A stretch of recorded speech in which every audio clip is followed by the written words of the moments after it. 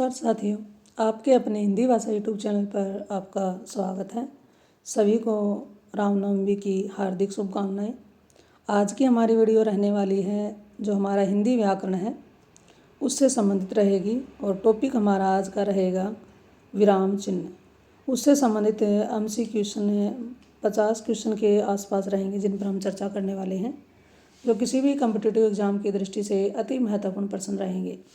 तो वीडियो में शुरू से अंत तक बने रहें और कमेंट में ज़रूर डालकर बताइएगा ये जानकारी आपको कैसी लगी।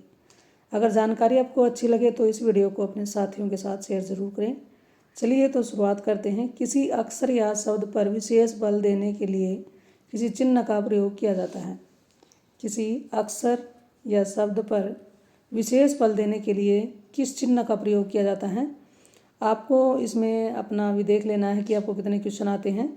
तो आप अपनी नोटबुक और पेन लेकर के बैठ जाएं और साथ साथ मिलाते रहें और ये ज़रूर बताइएगा कि आपके कितने क्वेश्चन इसमें सही हो पाए हैं और कितने आपने इसमें नए प्रश्नों के बारे में नई जानकारी ली है।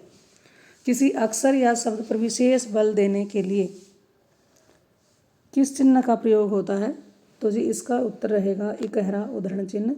जैसे कि हम इन्वर्टेड कॉमा जिसको कहते हैं ये लगाते हैं इकहरा उद्धरण चिन्ह और ये दोहरा उद्धरण चिन्ह।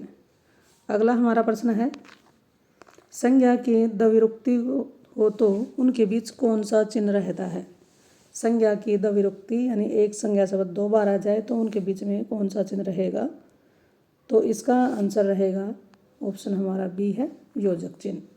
जैसे कि मैं लिखूँ यहाँ पर एक शब्द अभी, ये एक संज्ञा शब्द है और फिर मैंने फिर से लिख दिया अभी अभी अभी, एक संज्ञा शब्द की आवर्ती हो गई है, द्विरुक्ति हो गई है, बीच में क्या है ये योजक चिन्ह है। अगला है, ये क्वेश्चन ज़रूर किसी न किसी एग्जाम में आए हुए हैं तो बड़े ही महत्वपूर्ण प्रश्न रहेंगे। वीडियो में शुरू से अंत तक ज़रूर बने रहें। किसी की कही हुई बात को स्पष्ट करने के लिए वाक्य के अंत में किस चिन्ह का उपयोग करते हैं। किसी की कही हुई बात को स्पष्ट करने के लिए वाक्य के अंत में किस चिन्ह का प्रयोग करते हैं, तो इसमें रहेगा बात को स्पष्ट करने के लिए विवरण चिन्ह। निम्न में प्रश्नवाचक चिन्ह कौन सा है। ये बड़ा इजी सा है, आप सबको पता होगा। ए जो ऑप्शन है इस तरह से प्रश्नवाचक चिन्ह लगा जाता है। जिन वाक्यों में प्रश्न पूछने जाते हैं उनके अंत में ये चिन्ह लगता है। अगला है, मुझे बाहर जाना है, रेखांकित चिन्ह को पहचानिए। मुझे बाहर जाना है, रेखांकित चिन्ह को पहचानना है कि ये चिन्ह कौन सा है, ये बताना है यहाँ पर लास्ट में। तो ऑप्शन हमारे हैं पूर्ण विराम, प्रश्नवाचक चिन्ह, अल्प विराम, लाघव चिन्ह। तो इसमें भी आपका उत्तर अगर ए आया है पूर्ण विराम तो बिल्कुल सही जवाब है। वाक्य पूरा होने के बाद अंत में जो चिन्ह लगता है वो साधारण वाक्य के अंत में पूर्ण विराम ही लगता है। अगला है, किसी पद, उपवाक्य आदि की विशेषता दिखाने के लिए शब्द के नीचे एक रेखा खींचते हैं, उस रेखा को क्या कहते हैं। किसी पद, उपवाक्य आदि की विशेषता दिखाने के लिए शब्द के नीचे एक रेखा खींचते हैं, उसको हम क्या कहेंगे, तो उसको कहते हैं अधोरेख चिन्ह, जिस तरह से हम बोलते हैं कि अंडरलाइन। नेक्स्ट है, निम्नलिखित में से निर्देशक चिन्ह कौन सा है। निर्देशक चिन्ह कौन सा है, तो इसमें हमारा उत्तर रहेगा ऑप्शन डी, ये निर्देशक चिन्ह होता है और योजक चिन्ह से थोड़ा सा आकार में साइज में छोटा होता है। अगला है, अल्प विराम का चिन्ह है। अल्प विराम बताना है कि कौन सा चिन्ह है, तो अल्प विराम का हमारा उत्तर रहेगा इसमें ऑप्शन बी, जो हम कोमा लगाते हैं हिंदी में उसको अल्प विराम कहते हैं। निम्नलिखित चिन्हों में से पूर्ण विराम को पहचानिए। ये जैसा कि अभी 2-3 प्रश्नों से पहले आया हुआ था, तो जो खड़ी पाई का चिन्ह है ये इसको पूर्ण विराम कहते हैं। सामान्य साधारण वाक्यों के अंत में ये चिन्ह लगता है। अगला प्रश्न है हमारा, निम्न में से कौन विराम चिन्ह का प्रकार नहीं है, यानी कि ये कौन कौन से विराम चिन्ह के प्रकार है, 3 और कौन सा नहीं है। निर्देशक, लाघव, उपदेशक, विवरण। इसमें जो उपदेशक है ये विराम चिन्ह का एक प्रकार नहीं है। किस विराम चिन्ह का द्योतक है। किस विराम चिन्ह का द्योतक है, यानी कि इसमें जो हमारा 14 का क्वेश्चन है इसमें जो सबसे पहले ये दिया हुआ है, ये जो इस तरह से ब्रैकेट लगा हुआ है। ये पूछा गया है किस विराम चिन्ह का द्योतक है, किस प्रकार का विराम चिन्ह है, तो जी इसको हम कोष्टक चिन्ह कहते हैं। अगला है कोष्टक। कोष्टक भी आपको दिखाई दे रहा होगा इस तरह से। कोष्ठ अंकित यानी कि कोष्टक में जो लिखे गए हैं जो चिन्ह, उस विराम चिन्ह का क्या कहते हैं ये नाम बताना है। तो उसको हम कहते हैं अर्धविराम चिन्ह, जैसे कि ऊपर डॉट है और नीचे कोमा है, इसको अर्धविराम कहते हैं। जहाँ वाक्य की गति अंतिम रूप ले ले, विचार के तार टूट जाएं, वहाँ किस चिन्ह का प्रयोग होता है। जहाँ वाक्य की गति अंतिम रूप ले ले और विचार के तार टूट जाएं, वहाँ किस चिन्ह का प्रयोग होगा, तो वहाँ पर होगा पूर्ण विराम। निम्नलिखित विराम चिन्ह प्रयुक्त होता है, यानी कि जो ये निशान दिख रहा है ये किस विराम चिन्ह के लिए ये लगाया जाता है, तो ये विराम चिन्ह होता है तुल्यता सूचक चिन्ह, बराबरी समानता को दर्शाने वाला चिन्ह। निम्न में से कौन सा चिन्ह योजक चिन्ह के रूप में प्रयोग में होता है। योजक चिन्ह को होगा ऑप्शन सी।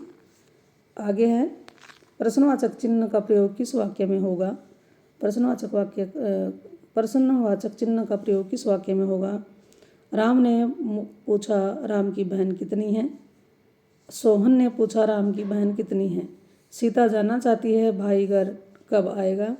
मोहन बाजार गया था, मोहन को बाजार क्यों जाना था।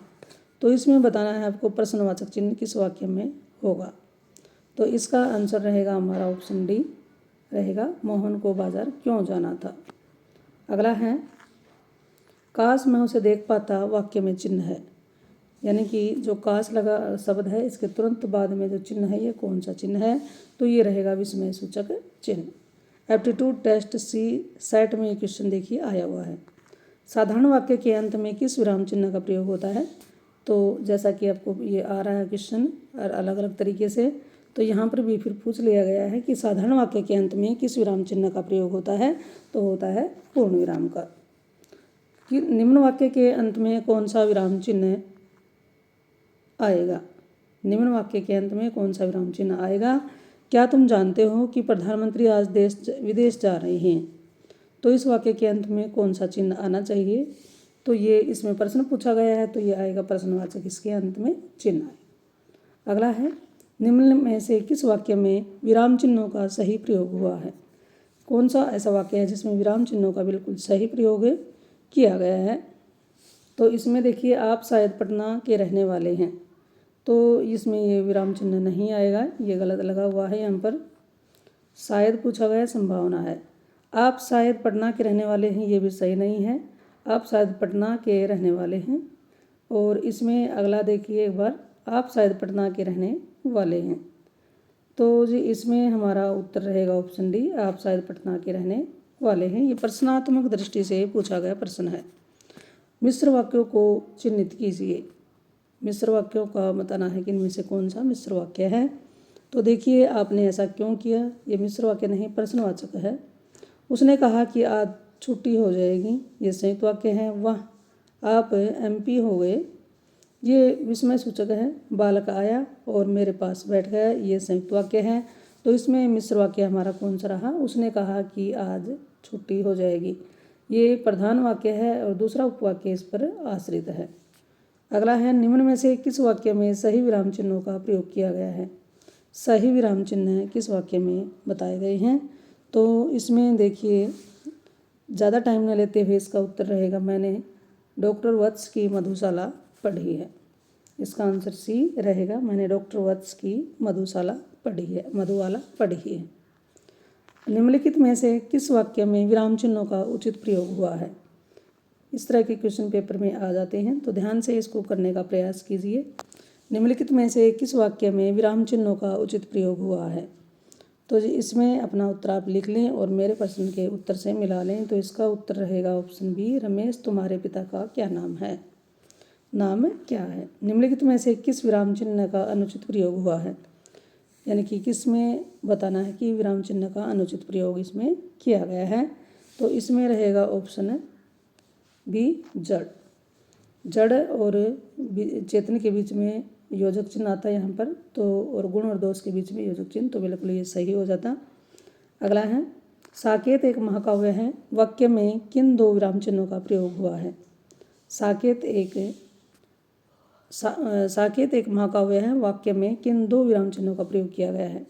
अब साकेत को लिखा गया है इकार उदाहरण चिन्ह में, और दूसरा क्या है, इसके अंत में पूर्ण विराम लगाया गया है। तो इसमें सही उत्तर इसमें क्या होगा? तो इसका उत्तर हमारा रहेगा पूर्ण विराम और निर्देशक चिन्ह।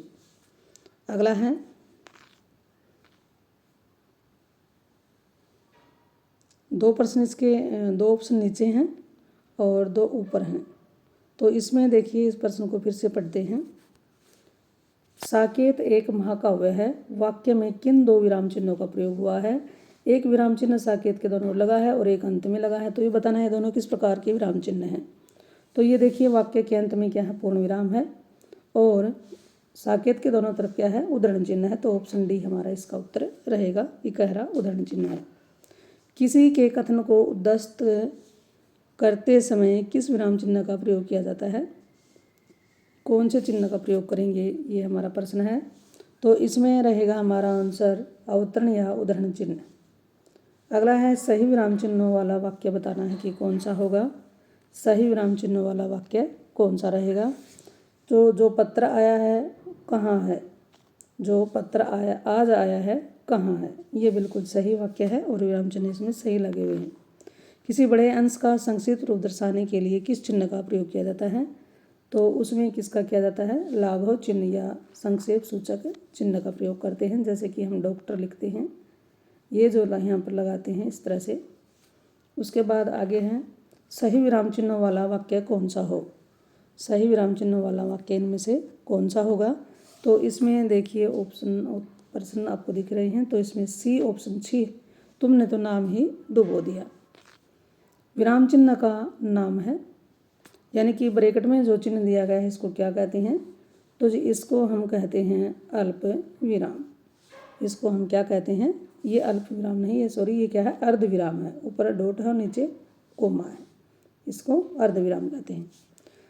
किसी कठिन शब्द को स्पष्ट करने के लिए किस विराम चिन्ह का प्रयोग होता है? किसी कठिन शब्द को स्पष्ट करने के लिए किस विराम चिन्ह का प्रयोग किया जाता है? तो इसके लिए किया जाता है कोष्ठक। यानी कि कोई शब्द लिख दिया है और उसका सरल अर्थ हम ब्रैकेट में लिखकर उसको स्पष्ट करते हैं। योजक चिन्ह बताना है इनमें से कौन सा है। तो योजक चिन्ह, ये क्वेश्चन कई बार रिपीट हो चुका है, तो आपको इसका पता चल गया होगा। तो योजक चिन्ह इसमें रहता है हमारा, जिसको हम डैश कहते हैं। अगला है लाघव चिन्ह का प्रयोग होता है उदाहरण के लिए, बड़े अंश का संक्षिप्त रूप लिखने के लिए, त्रुटि सुधार के लिए, अभिवादन के लिए। लाघव चिन्ह का प्रयोग कहाँ होता है? बड़े अंश का संक्षिप्त रूप लिखने के लिए हम लाघव चिन्ह का प्रयोग करते हैं। उदाहरण के लिए प्रयुक्त किए जाने वाला चिन्ह है, उदाहरण के लिए प्रयुक्त किए जाने वाला चिन्ह है, ये बताना है कि कौन सा होगा इसमें। तो इसका आंसर रहेगा हमारा ऑप्शन ए। उदाहरण चिन्ह देखिए इकारा भी लगता है और डबल भी लगता है। अगला है हंस पद के लिए प्रयुक्त किया जाने वाला चिन्ह है।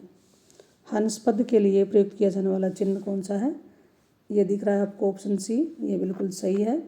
जहाँ पर किसी वाक्य में कोई शब्द विशेष छूट जाता है तो उसको उसके स्थान पर ये चिन्ह लगा करके वो शब्द ऊपर या उसके नीचे लिख दिया जाता है।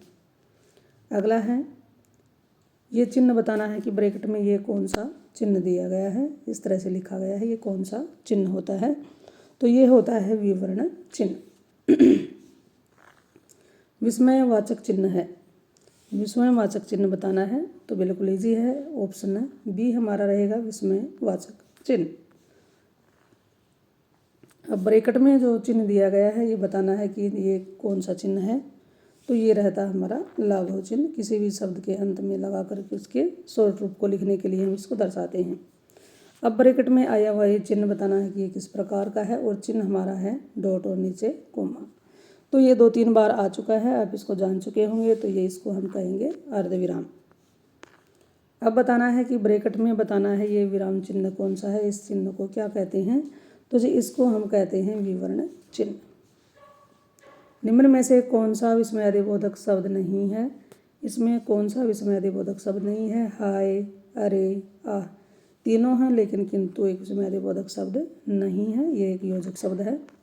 निम्नलिखित में से कौन सा शब्द हिंदी के विराम चिन्हों की कोटि में नहीं आता?